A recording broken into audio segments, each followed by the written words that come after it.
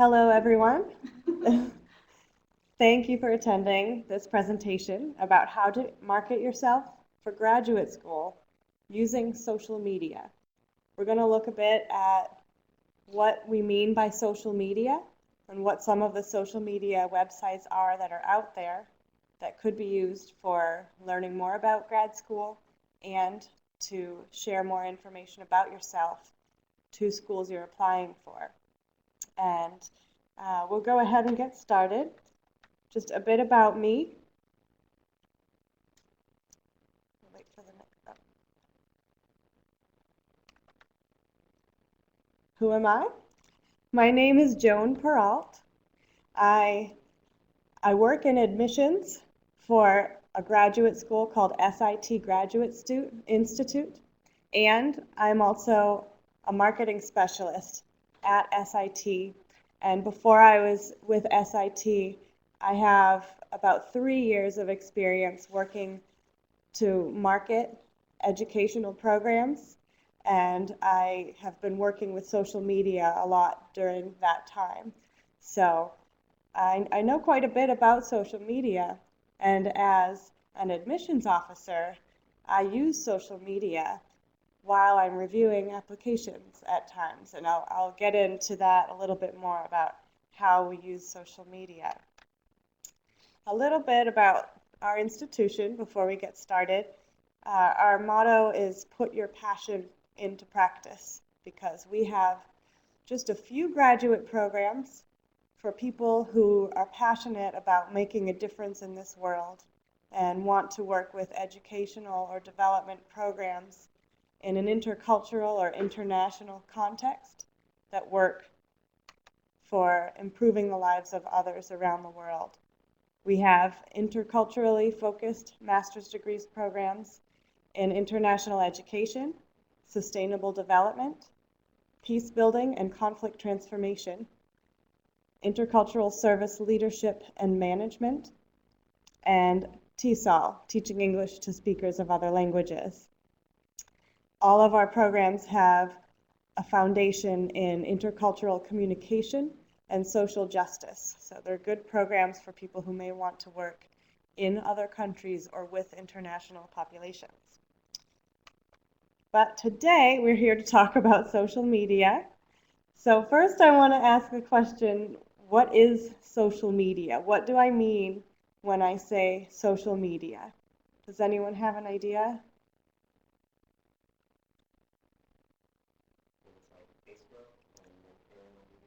Uh-huh. Exactly, he said. Things like Facebook and LinkedIn and other sites that you can use to connect with people. That's exactly right. There are a number of websites out there that allow us to do this. It allows us to be social through the internet. We connect online, we connect with others, friends, colleagues, we connect with organizations or products that we like, musicians that we enjoy, sports teams that we follow. It's a way to share, to connect with this, and then to share information. So we can share information about ourselves. Others can share information, and we can get news and information by hearing what others have to say. And it's user-generated content. So when I say that, I mean it's not, it's coming from the individual. They're telling you from a personal level what they want to say. It's casual, it's social, it's not an advertising pitch, it's not a promotion just to sell something. It's a way to actually interact and connect with friends and others at a peer level. Some examples of personal social media sites are Facebook, as was mentioned earlier, Twitter, Tumblr, Instagram for sharing photos, blogs for sharing stories, YouTube for sharing videos. Can anyone think of any other social media sites out there?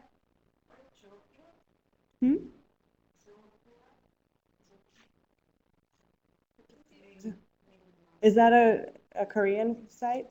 No. Oh, okay. Yeah. I'm not sure. There are others. Pinterest, you can share photos. Google Plus it's a version of Facebook. There are many, many different social media sites. And on a professional level, there are also social media sites that you can use to present yourself as a professional in your field. And you can do that through LinkedIn. LinkedIn is huge these days, and in the United States, as well as in countries all around the world, people are using LinkedIn to promote themselves and to network, as in connect with others, to help themselves get a job, help themselves connect in the business field to maybe get more business for their organization or make more professional contacts. It's an active way that people can be connecting on a professional business level. And today we're going to talk a little bit about how this can be used in an educational standpoint for those who may be interested in learning more about universities, or how universities could use these professional sites to learn more about their applicants. Personal web pages are another way that people can share information about themselves and share that link to their web page, and then they can choose the information that they want to share and how it's displayed, how it's described, so that they're presenting an image of themselves that they want other people to see. So, in the graduate school context, people can use social media to learn more about the schools that you may be interested in applying to, or to find schools that you may be interested in attending. So you can use this tool as a way to get more information for yourself. For example, you can find a university's Facebook page, and you can learn a lot about the culture of a university and about the programs and the people that go to that university through what they're saying about themselves through Facebook and also through Twitter. You can follow them, you can like them, and then you can, over time, through their status updates, you can see the information that they're sharing about themselves and get to know them a little better. And it's a good way to research, because then throughout time, you can decide if that's a place where you feel like you see yourself studying as well. And most recently, LinkedIn, it's traditionally been a professional website for companies, but they just started a whole new platform specifically for universities. So this is a great way for students to visit a university's LinkedIn page, and through that they can learn about the university. They can see what type of alumni they have, what fields their alumni are working in, what positions they're holding. So you can look further ahead to after graduate school to really get an idea for what type of careers people enter into that study in that university. So it's an exciting new tool that's coming out through LinkedIn, and I encourage you to check it out as you're exploring schools you may want to apply to. Also, the university pages are very new. They were just launched on September 13th, so not every university has a web page just yet. Hopefully soon, most, if not all, universities will have a page on LinkedIn. And to give you a feel for what different universities portray about themselves through their social media, I thought I would pull up a few examples. This will just take a moment as I move to the internet.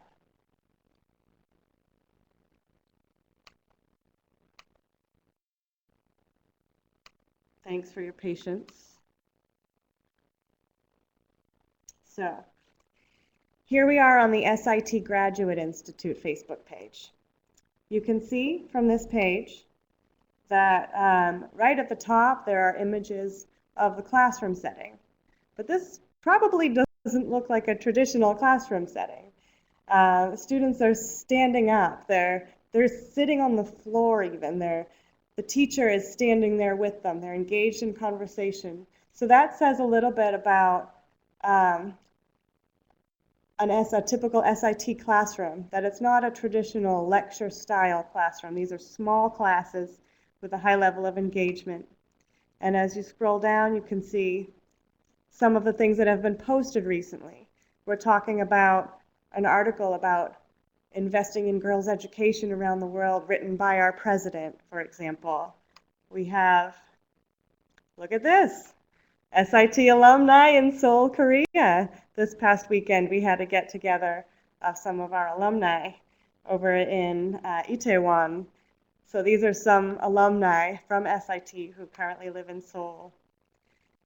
On campus, at our campus in Brattleboro, Vermont, there was an open mic this past Saturday.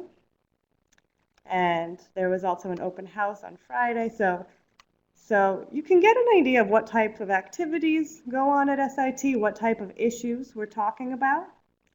But let's compare this.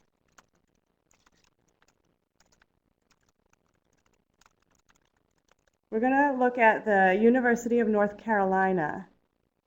No, I'm sorry. We're going to look at North Carolina State University. Let's do that.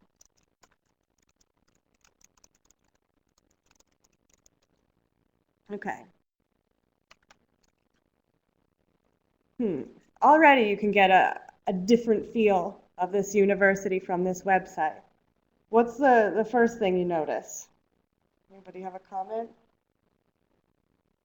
I know I noticed this logo here. That to me looks like a sporting logo. And then right here you've got a picture of a football stadium.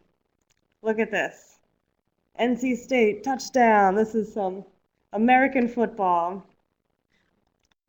And you scroll down, more posts about the North Carolina State University's football team. So you can tell this is a school that likes its sports. It likes its football team. It's a big university that can have a sports team, not like SIT that's too small to have a sports team. But North Carolina State, they're big in the sporting world. Now, how does that compare to Massachusetts Institute of Technology? Right here at the top, you can see this university is trying to show you that it has a heavy focus on research. Right at the top, its cover photo is looks like experiments in a lab. And as you scroll down, wow, impressive. An MIT alumnus won a Nobel Prize this year for economics. And then you keep going and you can see there's someone talking about robot vision and a new algorithm that they designed. So clearly this MIT is a very different institution from North Carolina, and it's a very different institution from SIT. So you can actually use Facebook pages, Twitter feeds, and LinkedIn pages to understand more about universities and their culture, because it's important to find a university where you would feel comfortable, that would have a good fit for your interests and personality style. So back to the presentation.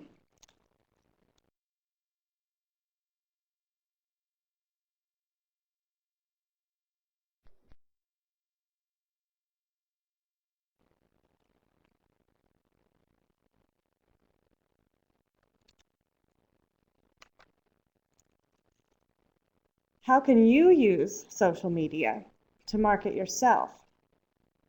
These sites allow you to create a profile of yourself. Many people say it's a natural way to talk about themselves and who they really are, but it's also a presentation. I mean, you're telling people what you want them to know about you, and you're sharing information that you want them to see. So you're able to design profiles that fit your personality and your interests. Let's see. why does this matter to graduate school? It matters because you may not be aware, but these days, people are looking at what information you have publicly available online. If they're unsure about you, if you apply to a graduate school, for example, and you claim something in your application that they want to verify, if you said, I worked 40 hours a week volunteering for to help children in need, and they can look you up. They can Google your name. They can look up the institution that you mentioned to see if what you claim is true. If they just want to get a feel for the type of person you are, they can look at your Facebook profile. They can look at a LinkedIn profile. They can search for your name or your email address on Google and see what comes up. Maybe you have a criminal record. Maybe you were arrested for something illegal. They could find that information. It's out there. So it's important, A, for you to know what information is out there about you, and B, to be careful about what you post online because it can be seen. And I know that personally, as an admissions officer, I don't do it for every applicant, but sometimes I do.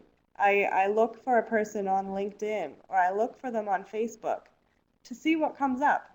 Because if something comes up that's questionable, that could affect a person's application.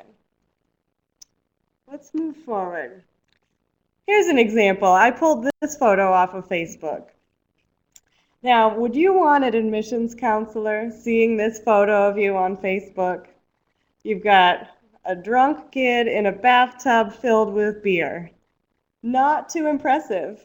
If he's trying to impress a graduate admissions counselor and claims that he's a well-behaved person who is really serious about his studies, and then we come across this photo, what are we going to think about that student? We're going to wonder, is this somebody who just wants to come and party all the time? We have to be careful. We want serious students. We want people who are going to take the program seriously and the application process seriously. So, what else? Here's a girl who commented. She complained about a girl coughing on her in class. Clearly, this is an ignorant girl, to be honest. She thinks that, first of all, she's calling someone out for having diabetes, doesn't even realize it's not contagious, is clearly being very insensitive to other people. It's discriminatory about people who have diseases or conditions that they have to live with. She doesn't seem like a very respectful person to me. I would not be impressed if I found this on her Facebook page and she wanted to come to my institution. I probably wouldn't accept her. Our institution cares too much about other cultures and people to have someone like this at our institution.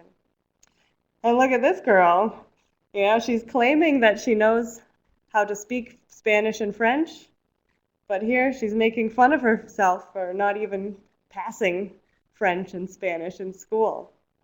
So these all came from Facebook pages. People are posting this information out there. So it is not wise to make this publicly available if you want people to take you seriously.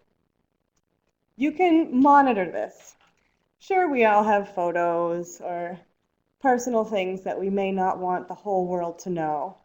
So you can either choose not to share those things on a public web page, or you can adjust your privacy settings on Facebook so that people can't find this information. And be careful with Facebook because they're always changing their policies and their settings.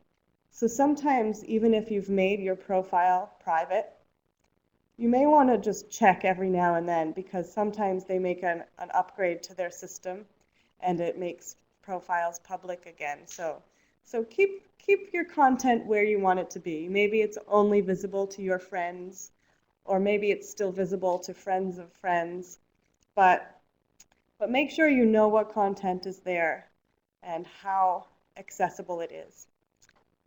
Now, I want to talk a little bit more about LinkedIn because I do encourage you to create a LinkedIn profile. LinkedIn is a great network for professional networking, especially if you're thinking about graduate school. This is a great time to get on LinkedIn, start learning how to use the system, and start making connections. Because further down the line, connections that you have and networking can help you get a job, and they do. I've networked a lot, both online and in person, and my networking has helped me get jobs. And I know in the United States, that's a big way for people to get jobs. It's not just about your grades in school. It's not just about the institution that you studied at. It's about what you did and who you know. So it's important to make those connections, and LinkedIn can help you do that. So on LinkedIn, you can build a professional profile that shares information about who you are. You can add a photo. You can tell them your name and a little bit about your interest or the type of career that you would like. And you can add experience. This LinkedIn makes it really easy to add information these days. If you already have a CV or a resume written, you can upload it to LinkedIn, and the system will actually pull out all of your information and categorize it on the web page. So you can just upload a resume and it will display it neatly for you, which is really helpful. But beyond just any work or study experience you may have, you can also add skills. So if you speak another language, for example, if you're bilingual in Korean and English, those are important skills that you can add to your LinkedIn profile, and people can see that. You can also add summaries. So before they look through all of your experience, you can sum it up briefly at the beginning, and so people don't have to look too far to have a general understanding about who you are and what you do. So when creating a profile, it's important to, A, have a very professional looking photo. Again, no party photos. If you're trying to connect on a professional level, take it seriously, and a business-like photo is most appropriate. And in the headline, if you want to be a teacher, for example, maybe you want to be an English teacher, you can say prospective English teacher or English teacher. Even if you're not working in that field at the moment, if it's something that you want to do, that's the message that you want to get across. The headline is used for telling people what you want to do. So maybe you're working at a store, a retail store, until you get that job you really want. What you don't want to put that you're a retail assistant, you want to put prospective English teacher, because that's what people will be looking for. And this next line, when it says keyword-rich summary, that means you want to plant keywords. You want to plant those words that you want to get attention. So you want to say teacher, teaching, education, students. Those are key words that you can include in your summary that will be searchable. So if someone is looking for an English teacher, potentially looking for an English teacher, they can see from your profile, they can do a search, and your profile may come up because you have mentioned those specific words. It's about search functionality. So make sure to include any volunteer work you've done, any activities you were involved with at school, clubs, teams, organizations. All of those things are interesting to potential employers and to potential grad schools. And if you can get a recommendation from a professor, from an employer, they can write a brief recommendation about you that stays connected to your profile and is public for viewing. That is very helpful. That will boost your profile a lot because you're finding someone to verify what you're telling people through your profile. You'll actually find someone to say, yes, it's true. This person did this work and was great at it, and I recommend them to you in the future. It's peer recommended feedback. LinkedIn also makes it easy for you to add connections. So when you're starting a profile, you can easily upload your email contacts, and it will automatically send an email to everyone in your email contact list, inviting them to connect with you on LinkedIn. So if they already have a profile, they can connect with you. If they don't have a profile, they will be invited to start one. And you will also want to make sure to invite any former professors that you've had, or advisors, or any mentors, because those are great connections to have in your profile as well, not just fellow students. Chances are if they're a professor or an advisor, they have a bit more professional experience and probably more professional connections that you'll want to have in the future. So once you have your profile up, you can start adding to it. If you're interested in, maybe you like video games and you think you might want a career working with video games someday, you can search LinkedIn to see what do people do who work in video games, with video games. What types of jobs do they have? What types of companies do they work for? What type of position could I have if I want to work with video games as my career, because that would be so cool. I love video games. So you can search LinkedIn for that. I'd like to do a search so you can see. You can do an advanced search and say right here, I can type in video games. I can search my connections to see if anyone I know works with video games. Second level connections means any of my connections contacts. And then there's a third level, but I just want to see everybody that's on LinkedIn. I just want to see what type of work they do. So I'm going to check all of these.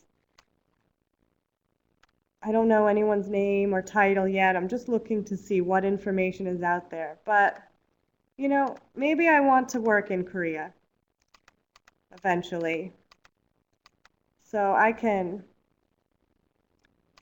actually select, okay, show me everyone in Korea that works with video games. And I can search. And it brings up a list of people who have LinkedIn profiles who work with video games. So you can see what kind of work they do. This person's a CEO for a Japanese company, but it looks like he works in Korea. This person is an account manager, a producer, co-CEO, game designer. And you see this level here? See how it says third, third, third? I didn't even know I had any connections with people who work with video games. But apparently, people that I know people who work with video games. So this is how connections can begin to be made. Let me show you my profile. Here's my profile. I don't have my exact title listed. I just wanted to get those keywords, those main keywords out there. Admissions and marketing, because that's what I do. And it has my company name here. It shows my current location, and it also shows the past companies that I've worked with as well. So people can quickly see at a glance who I am, what I do, what I have done, and where I studied. I actually studied at SIT Graduate Institute as well, and now I'm working there. It shows my location, that I work in Brattleboro, Vermont, and it shows the industry. I work in higher education. Now, I've been on LinkedIn for many years, so as you can see, I have over 500 contacts, which is great. And if you think about it, if everyone I know has 500 contacts, 500 times 500 is, help me out, 250,000 people? I'm only one connection away from over 250,000 people. So can you imagine if I want to connect with someone at a company that I don't know anyone directly who works for, but maybe someone I know works for that company. For example, the Fulbright Institution. Maybe I'm interested in a job working with Fulbright. I can reach out. I can look for people. Let's see here. I'm just going to type Fulbright in the search, see what comes up.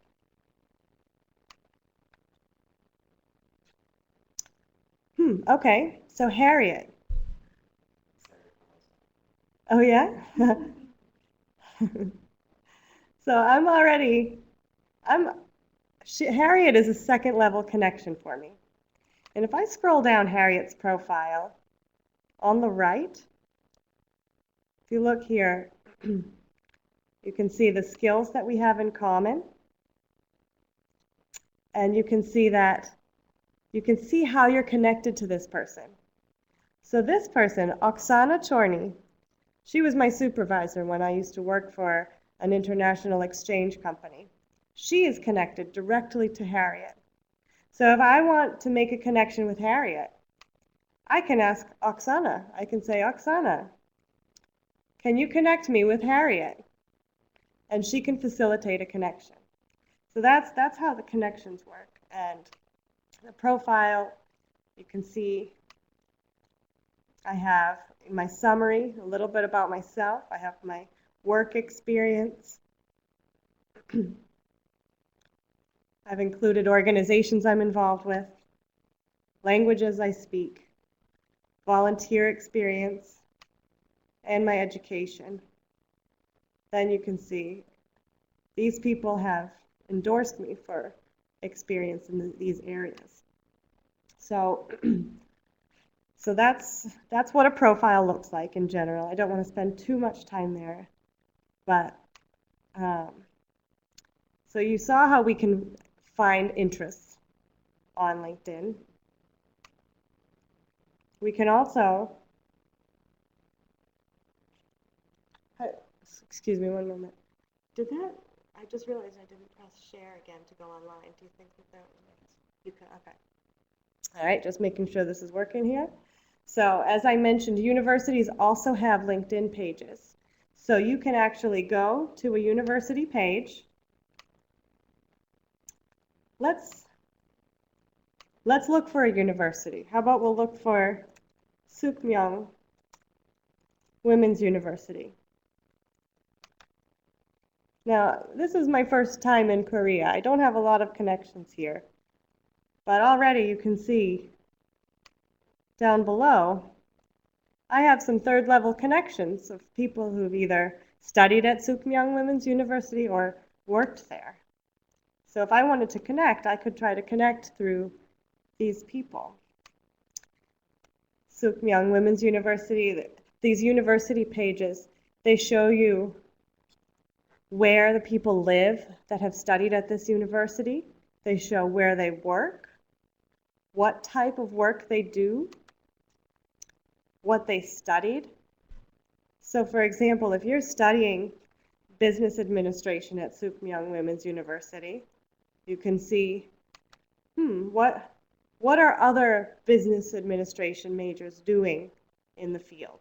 You can click right on that level, and then you can see what type of work they're doing and where they're working.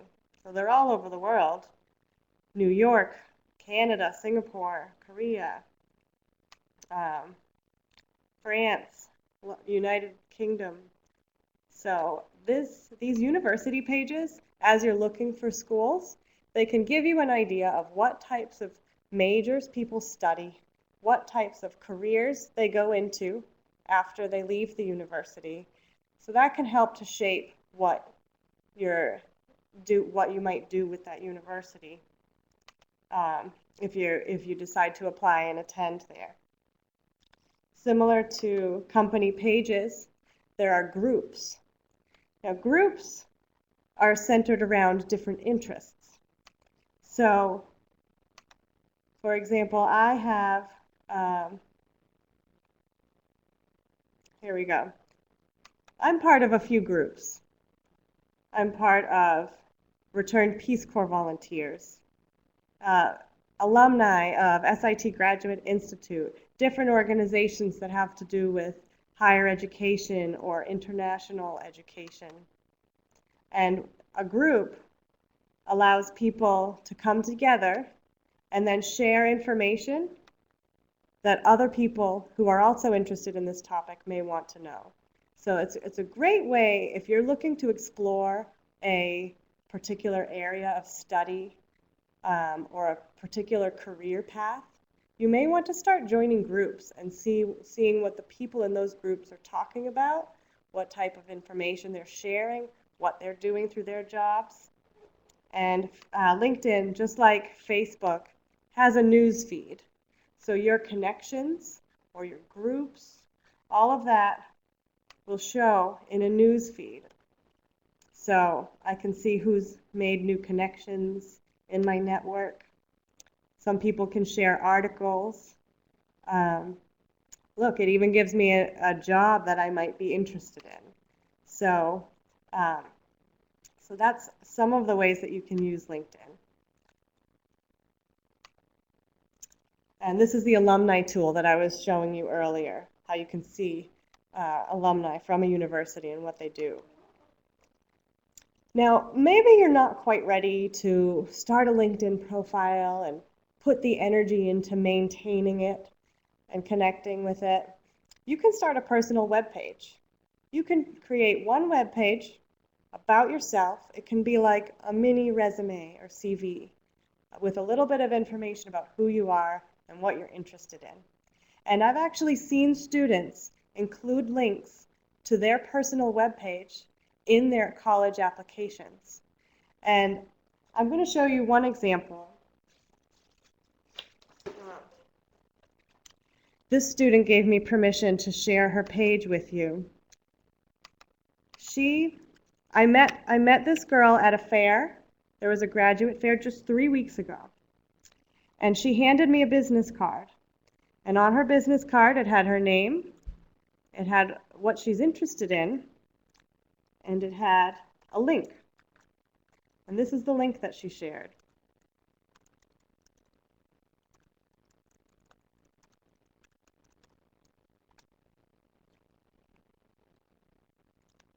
Now here she can customize her web page so that it looks the way that she wants it to look.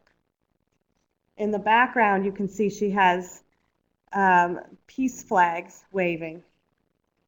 Clearly, world peace is important to her. And it says right in her description here, life enthusiast, anthropology academic, and nonprofit professional. And just from her explanation up the top, I can tell that, yeah, she might be somebody who would be a good fit for our university. When we were talking, she was very interested in our programs, and we are a nonprofit organization. We do a lot with understanding other cultures. So to see anthropology and nonprofit in her description at the top says a lot to me as I consider her for admission to our university. She has a photo, a brief description about herself and what she's looking for in personally and professionally.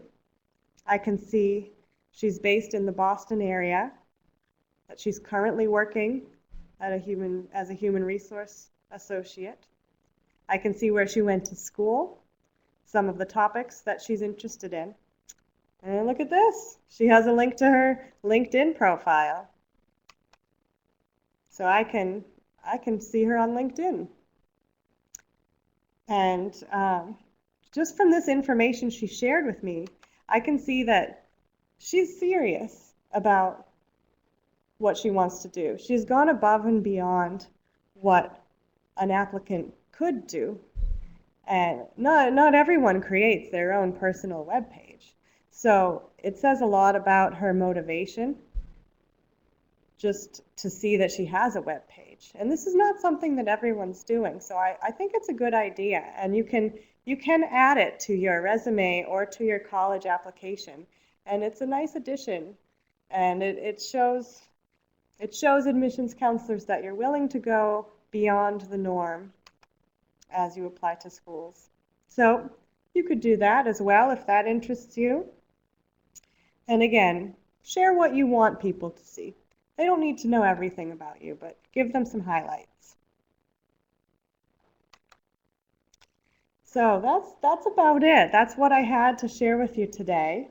I hope that gave you some ideas about what is out there and what you can do with social media as you look into grad school. So I will open it up to questions. If anyone has any questions, let me know.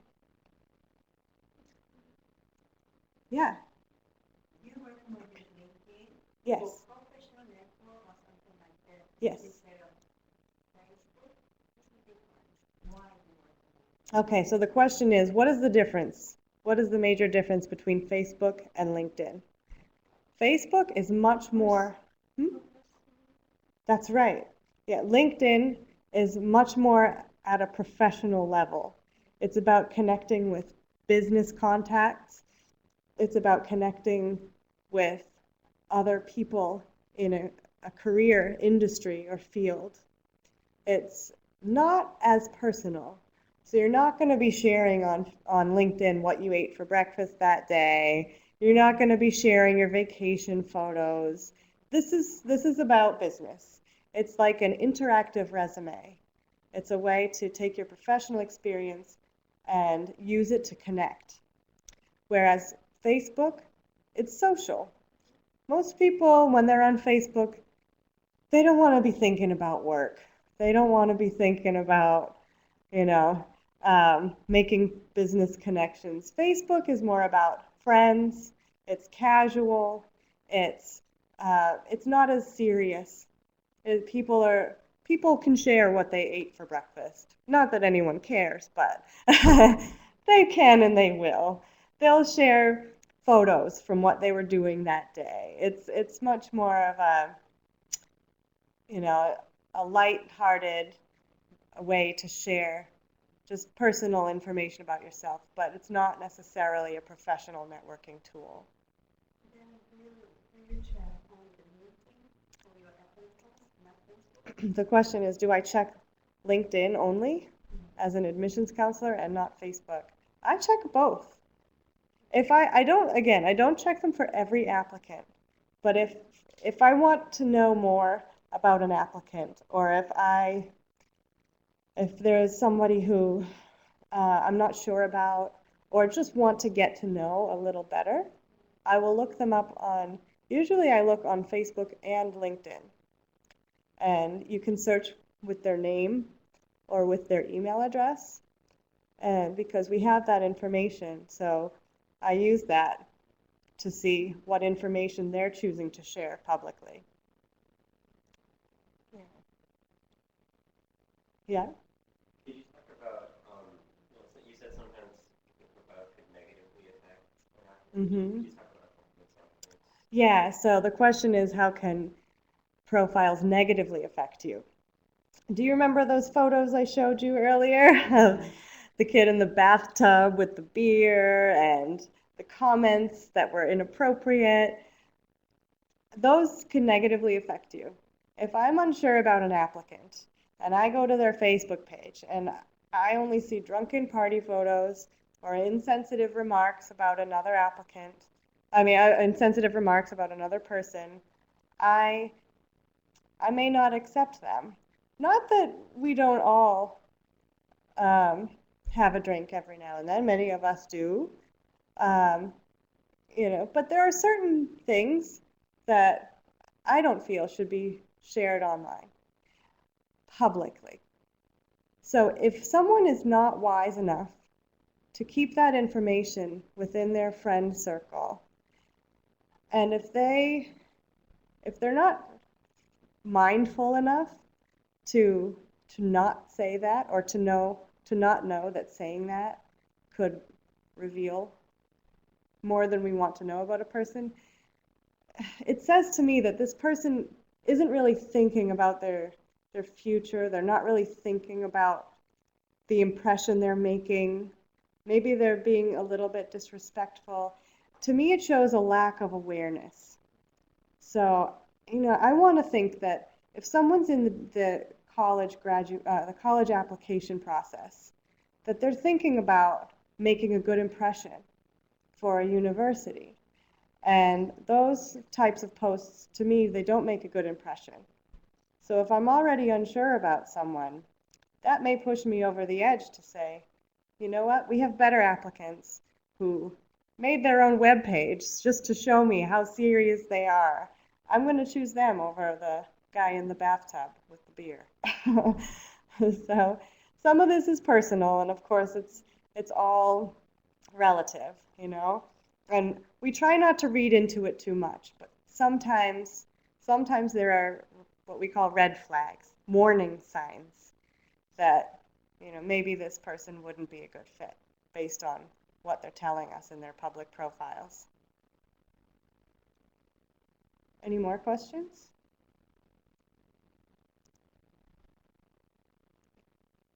Sure. So a lot of people, maybe when making a LinkedIn account, for example, Mm-hmm. It might be a little overwhelming. So Yes. what would be like the bare minimum for somebody just have, a Mm-hmm. couple days to put it together? Yeah, so the question is, LinkedIn seems like it can be overwhelming. So what is the bare minimum you can do for a LinkedIn profile? You can certainly do a brief LinkedIn profile that you could put together in 1 hour.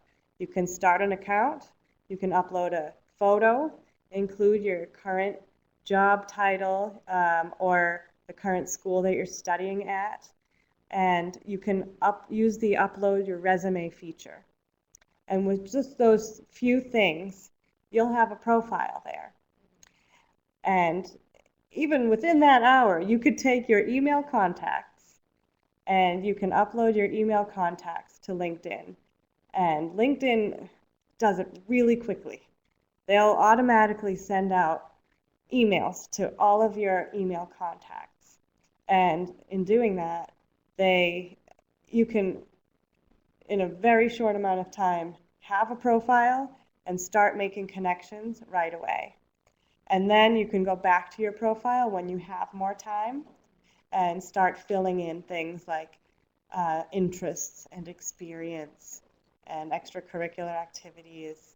And then you can start looking for more connections of organizations or people that you want to connect with. But the profile and the uploading your email contacts I would recommend those as the first two things you can do to have a brief profile that's active and ready to be used. I know we're running short on time. Is there anything else that we should cover? Sure, one more question. Is there, you talked about the best practices for LinkedIn. Are there any don'ts that you say? Yeah. So those are things you could do for LinkedIn, but the question is, what shouldn't you do on LinkedIn? You should not think of LinkedIn like you think of Facebook. They're two very different tools. So keep LinkedIn at a professional level. Don't add party photos as your profile picture. Even if the picture is too casual, it could make a less than professional impression. If it's you with a friend and your arm around your friend, it's not ideal for a profile picture, for example. Don't add status updates that are too personal. Try to keep your status updates about school or business, or about looking for more information. So when you're in LinkedIn, think of it like you're at your job or you're in your classroom and you want to connect and you want to share more information or get more information about school or about work. So think of it at that level. Those are my biggest recommendations for what to do, what not to do with LinkedIn. Anything else? Is that it? Well, thank you. Thank you so much for having me, and thank you for listening. I hope it was helpful. And I don't have, let's see, look me up. I didn't include my email address here, but it is joan.peralt@sit.edu. So if you did want to get in touch with me, let's see. Here we go. So it's my name, joan.peralt@sit.edu. Feel free to email me if you have questions or would like more information. Great. Thank you so much.